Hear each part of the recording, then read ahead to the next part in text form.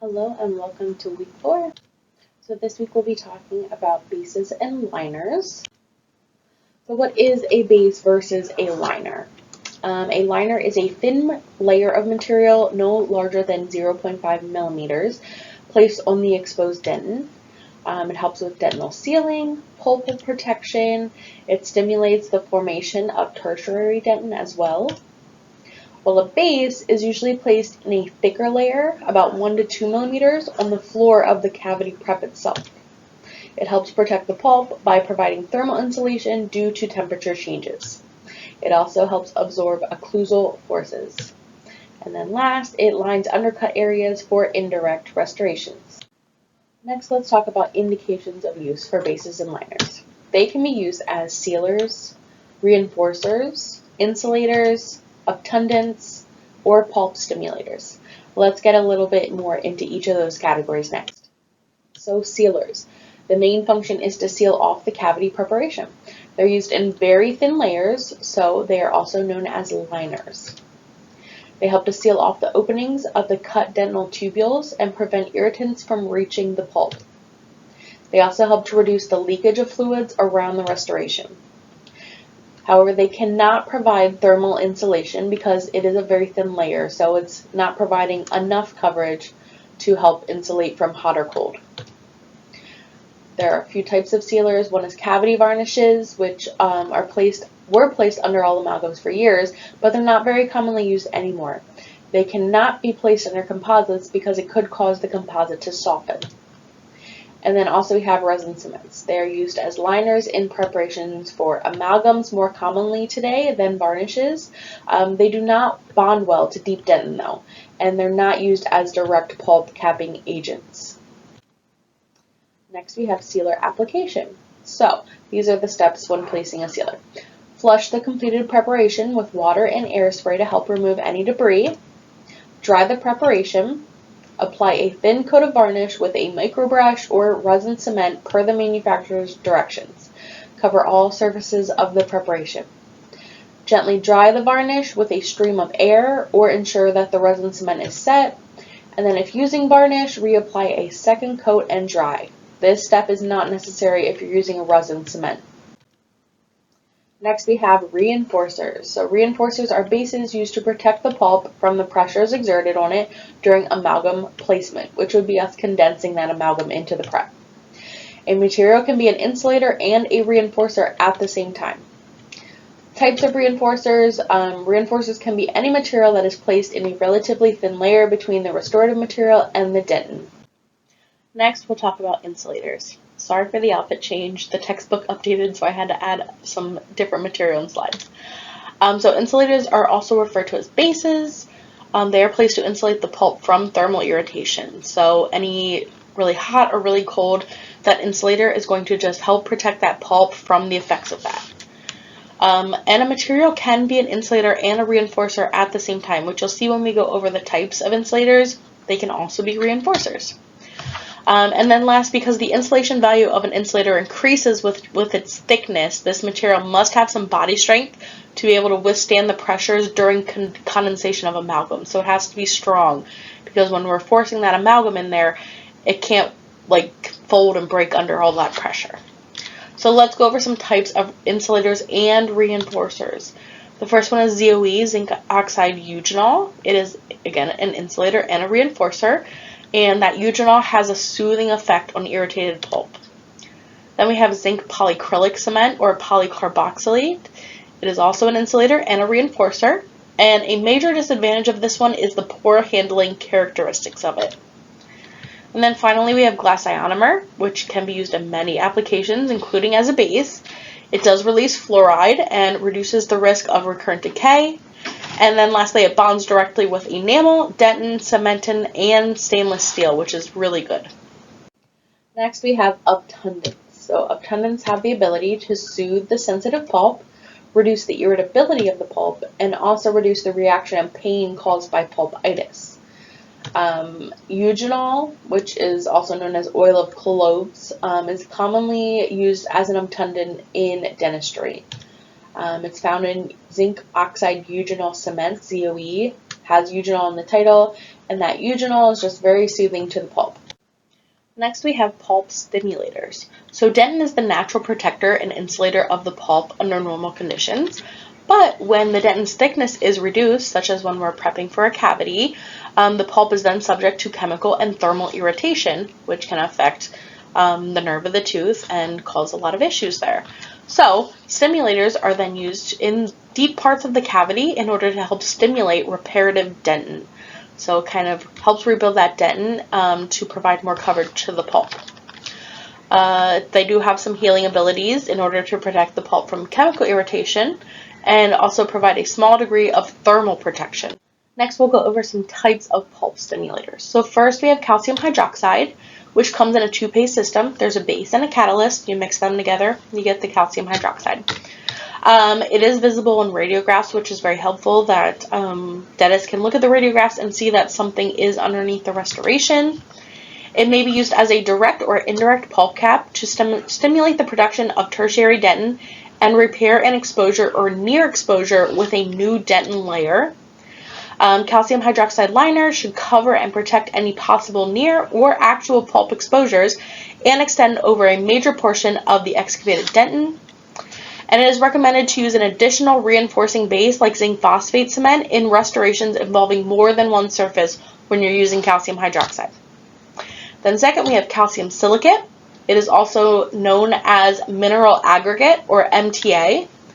It is composed primarily of tricalcium silicate and dicalcium silicate.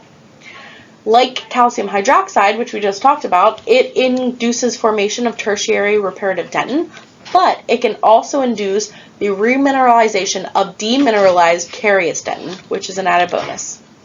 When selective removal of carious tissue is performed, so that soft, effective dentin gets removed, and the dentist still leaves some demineralized dentin to avoid a possible pulp exposure, you can use that calcium silicate to help remineralize that damaged tooth structure. And it is less irritating to the pulp than calcium hydroxide with no inflammatory response. Next, we'll talk about remineralizers. So some dentists prefer to remove selective, soft, infected dentin while they leave some demineralized dentin in order to try to avoid a pulp exposure if the cavity is fairly deep.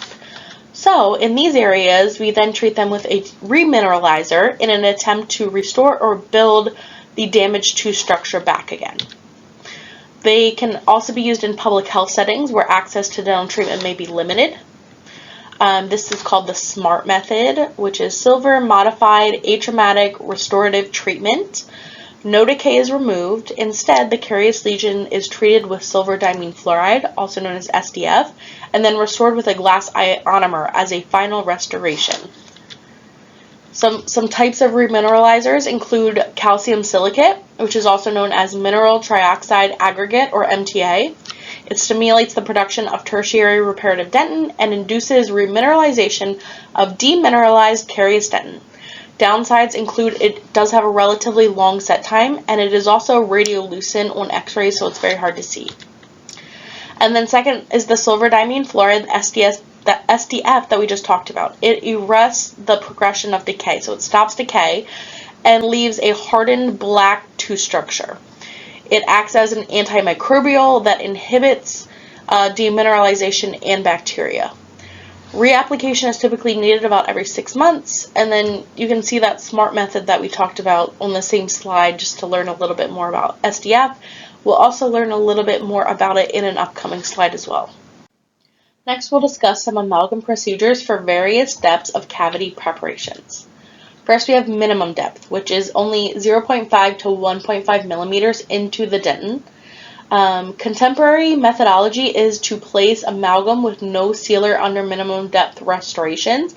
However, there are some dentists, especially older dentists, that may still place a sealer under their amalgam restorations if they're very shallow, but not needed.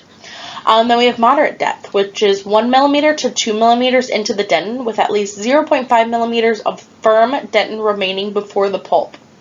A pulp stimulator is used in these cases of at least 0.5 millimeters to form a layer of tertiary reparative dentin, just to help build back some of that space between the pulp. Next, we have deep or near pulpal depth. which is just very close to the pulp. A pulp stimulator is again needed to stimulate tertiary reparative dentin in this case. And then last, an actual pulpal exposure. Typically endo is needed, but if the dentist wants to observe or they're just waiting for inflammation to go down, a temporary restoration can be placed in the meantime.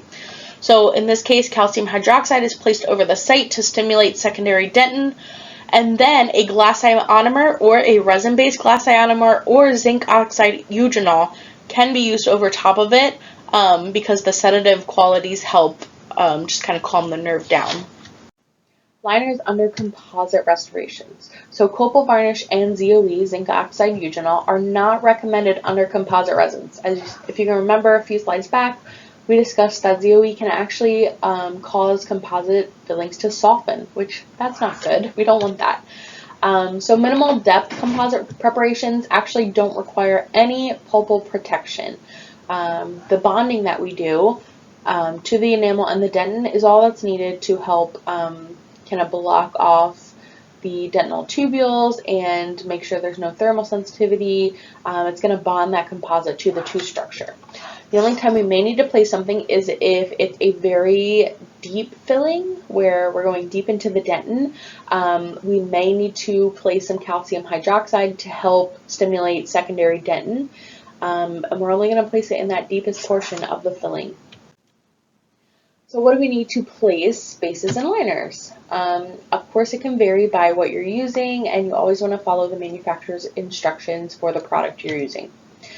You'll need a glass slab or mixing pads, a spatula for mixing, a die count instrument, which as you can see in the picture here, is a ball-ended instrument that just helps place some product in those deeper portions of the filling.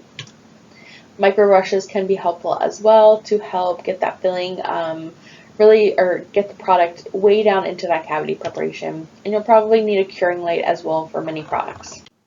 Next, we have glass ionomers as bases and liners. So glass ionomer can be used as a base or a liner under both amalgam or composite fillings. It does bond directly with enamel, dentin, cement, and even stainless steel. It can be either supplied in a liquid powder or in capsules that you put in a triturator and it mixes itself. The liquid powder, you do have to scoop out the powder, drop the liquid, and mix it together with a spatula. So glass ionomer does release fluoride ions, which help prevent recurrent decay, and also helps to remineralize adjacent tooth structure. That's always beneficial. And the bond strength is greater than zinc phosphates.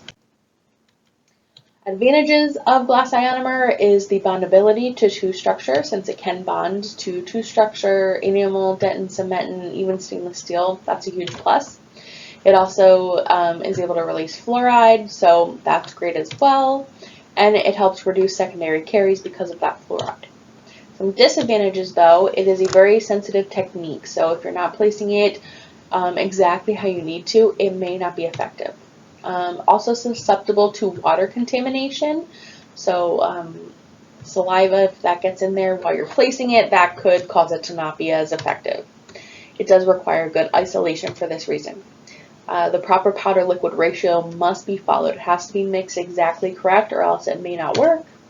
And the setting reaction of some brands continues for 24 hours after placement, so it can become contaminated with excess saliva over those 24 hours.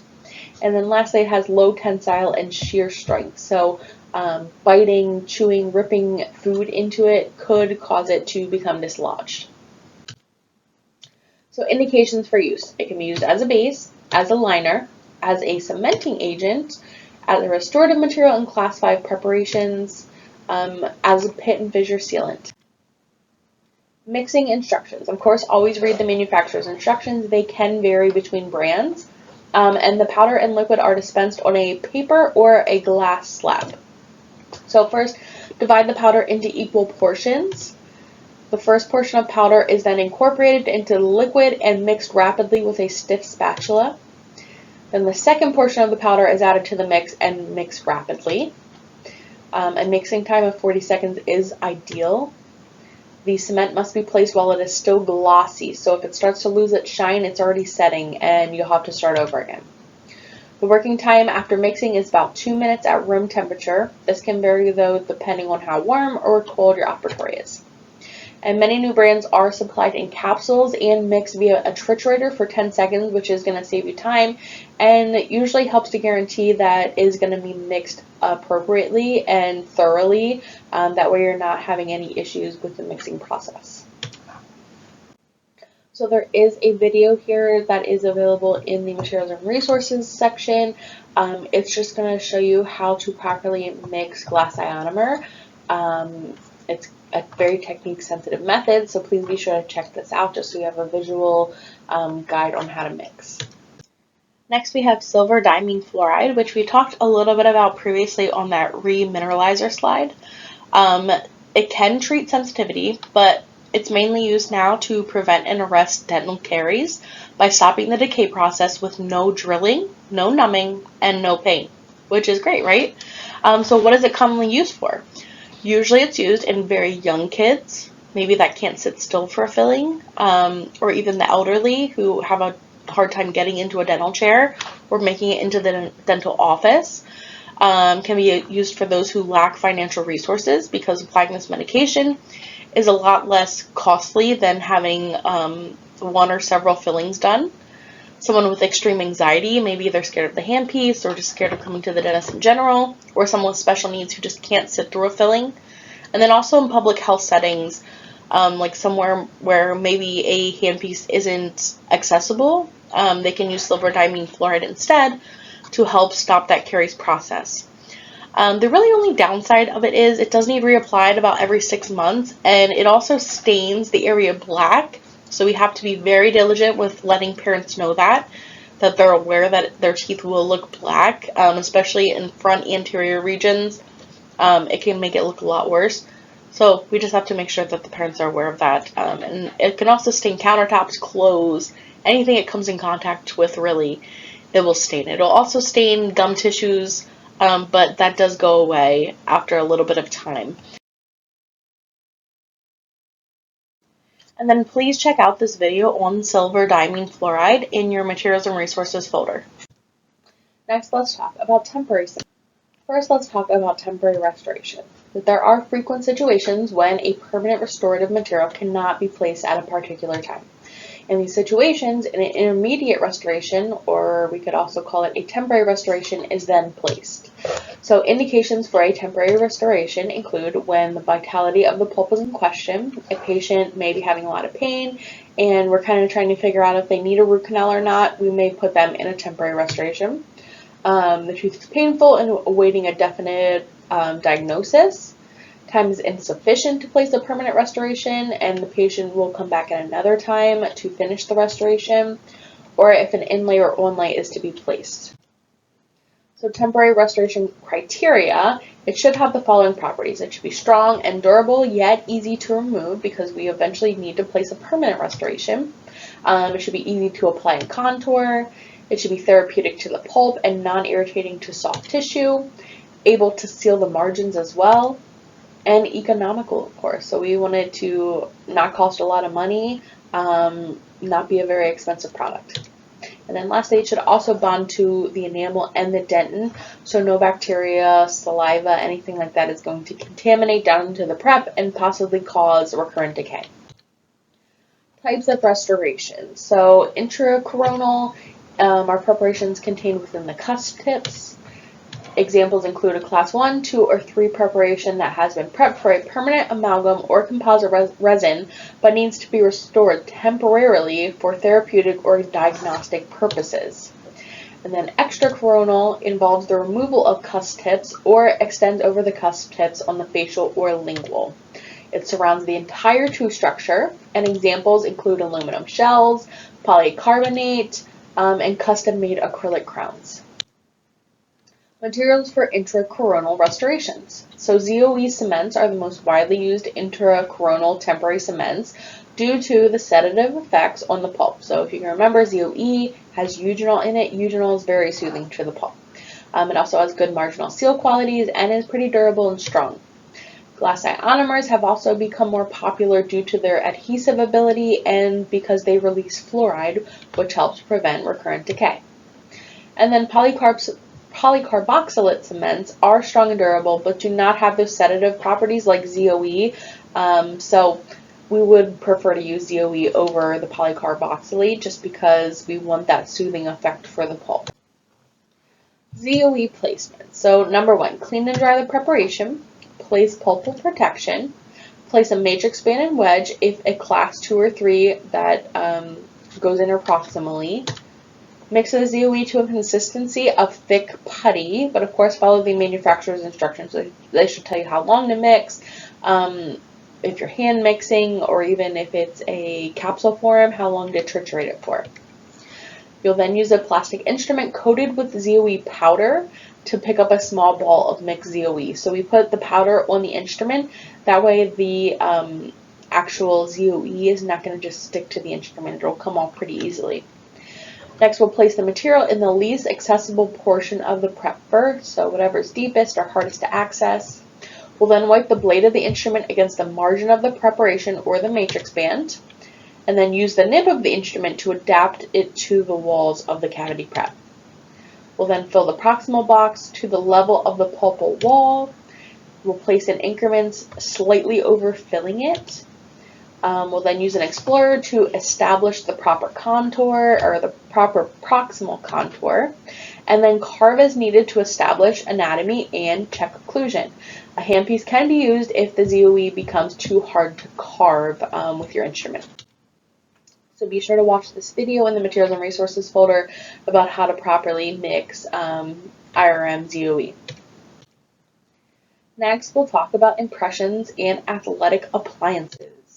So there are a few different classifications of impressions: preliminary, final, and occlusal or bite registrations. The type of dental material selected by the dentist to take these impressions will depend on what exactly is being constructed from the impression. So if it's being taken for a bridge and crown or an athletic guard, the type of materials for the impression may vary.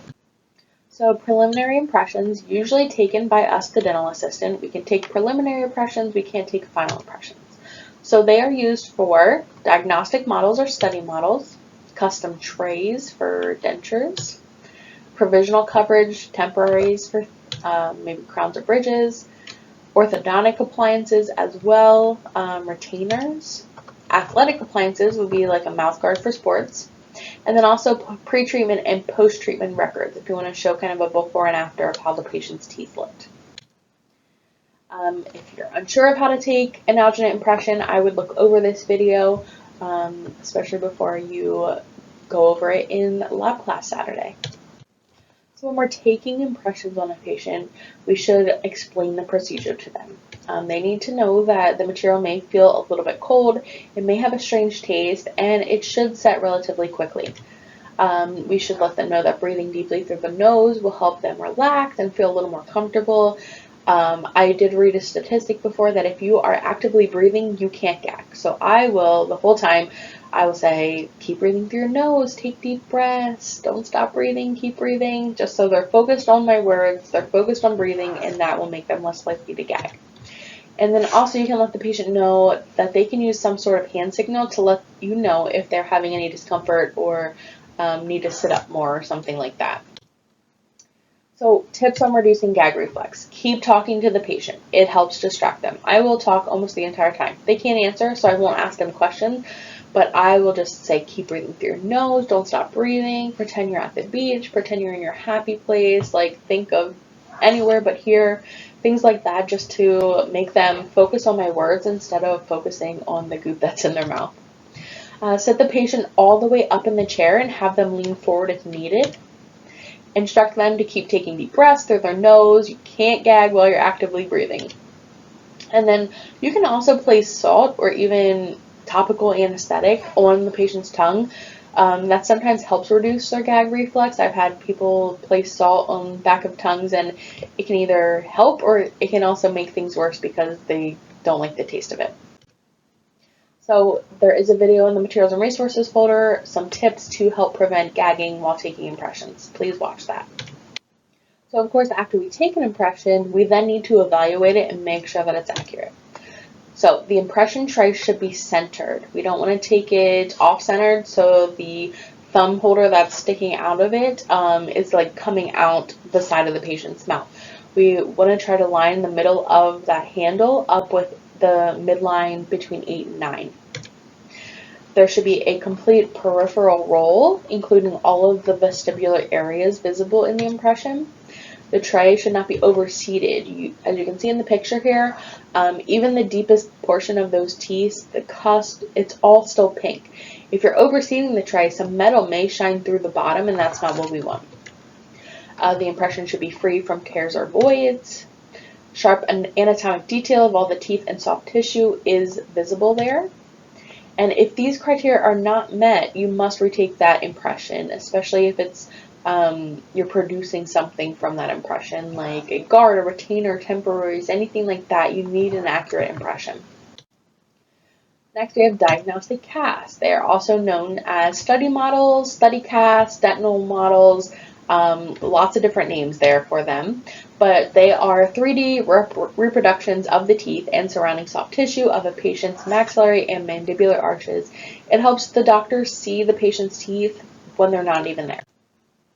So when we're pouring study models, there's a few methods. We have the double pour method, where anatomic portion of the model is poured first. So we put usually a little bit of a thinner mixture into the areas that are the teeth.